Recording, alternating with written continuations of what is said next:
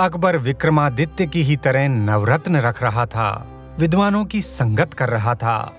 मुस्लिम विद्वान भारत में इस्लाम का इतिहास लिख रहे थे। अकबर जानता था कि 700 सालों से हिंदू गर्दनें कटवा रहे थे, पर तलवार के डर से धर्म नहीं बदल रहे थे। भारत पर तुर्क विजय अधूरी थी। हिंदुओं को केवल तर्क से जीता जा सकता था। तुर्कों को तर्क की नहीं, तलवार की आदत थी। तर्क की आदत डालने के लिए ही उसने इबादत खाना खोला, लेकिन एक दिन इबादत खाने में ही तलवारें खिंच गई। हार कर उसने दीन ए इलाही नाम से नया धर्म ही चलाया। बीरबल को छोड़कर एक भी हिंदू ने उसको नहीं अपनाया। हिंदू तुर्कों को विदेशी, हिंसक, अधार्मिक, मलेच्छ और हीन मानते थे। तुर्कों के आध्यात्मिक ज्ञान को सतही मानते थे, लेकिन हिंदुओं के मन को जीतकर उनको मुसलमान बनाया जा सकता था।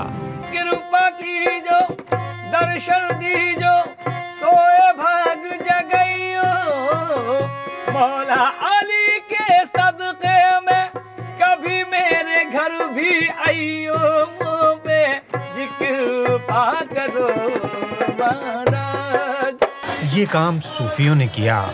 सूफी अपने आध्यात्मिक ज्ञान को ऊंचा उठा रहे थे, शाकाहारी बन रहे थे, चमत्कार दिखा रहे थे, योग के ग्रंथ पढ़ रहे थे और अपने आध्यात्म में योग को शामिल कर रहे थे। लक्ष्य एक ही था, हिंदुओं को प्रभावित करके उनको मुसलमान बनाना। लेकिन अलाउद्दीन खिलजी, मोहम्मद बिन तुगलक तथा अकबर के व्यक्तिगत लक्ष्य कुछ और ही थे। वे अपनी जनता को इस्लाम से भी आगे ले जाने की सोचते थे। वे स्वयं को खलीफा का प्रतिनिधि नहीं मानते थे। वे स्वयं ही धार्मिक और राजनीतिक सत्ता बनने की कोशिश कर रहे थे। वे नहीं चाहते थे कि जनता किसी और को उनसे बड़ी धार्मिक सत्ता मानकर पूजे। इसके अलावा हर तुर्की बादशाह हिंदू जनता के आध्यात्म की थाह लेना चाह रहा था।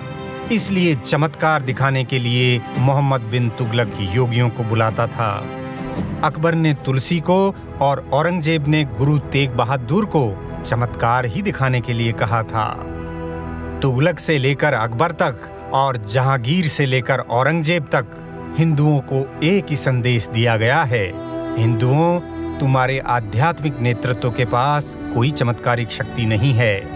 हमसे बड़ा कोई नहीं है। हम उन्हें जेल में डाल सकते हैं, मार भी सकते हैं। इसी क्रम में तुलसी को चमत्कार दिखाने के लिए कहा और जब देखा कि उनके पास कोई चमत्कारिक शक्ति नहीं है, पकड़कर जेल में डाल दिया।